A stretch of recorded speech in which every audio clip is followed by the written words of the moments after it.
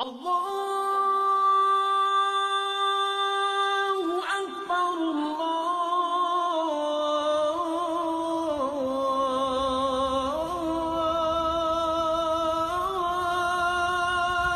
Ekber.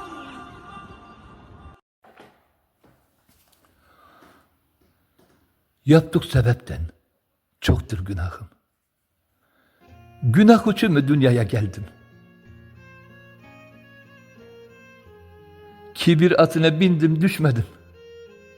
Rabbim bağışla günahlarımı. Yüksek dağların suyundan içtim. Göz göre günah yolunu saçtım. Şimdi ömrümün sonu gelende pişman deryasın dibine düştüm. Dinin unudan imansız oldum. Haram et yedim, şarap da içtim. Keyif safayla geçti şu ömrüm. Rabbim bağışla günahlarımı. Hayat yolunun göründü sonu. Tanrım alacak amanatını. Ne insanım ben, ayan kendine. Ne olur ateşte yakma canımı. Anam babamı dinlemedim hiç. Yavra salada geri dönmedim. Peşlerinden indi zar zar ağladım. Rabbim bağışla günahlarımı. Biliyorum şimdi faydası yoktur. Bütün yaptıklarım dönmüş harama.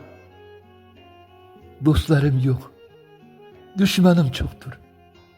Merhem bulunmaz şimdi yarama. Zararım değmedi kimseye vallahi.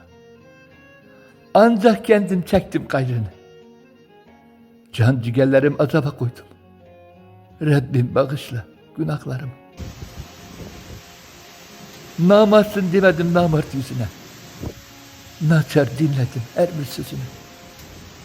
Ne yapsa yaptı. Yumdum gözümü. Namardine zar etme Allah'ım. İki dalında iki melek var. Biri sebep yazar, biri günahı. Rabbim şaşırtma yolumdan beni. Ne olur bağışla günahlarım. Şehadet getirmek, namaz 5 vakit, Ramazan tutmak, zekat vermek, hacca gitmek, İslam şartları.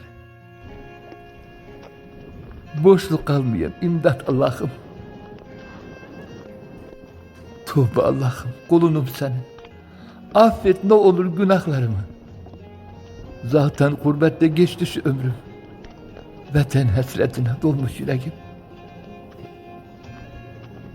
Bir gün tükenir bu ömrüm elbet. Toprak alacak bağrına beni. Kabrim yanından geçmem boşuna. Ne olur hakkıma dualar oku. Kabrim yanından geçmem boşuna. Ne olur hakkıma dualar oku. Dualar oku.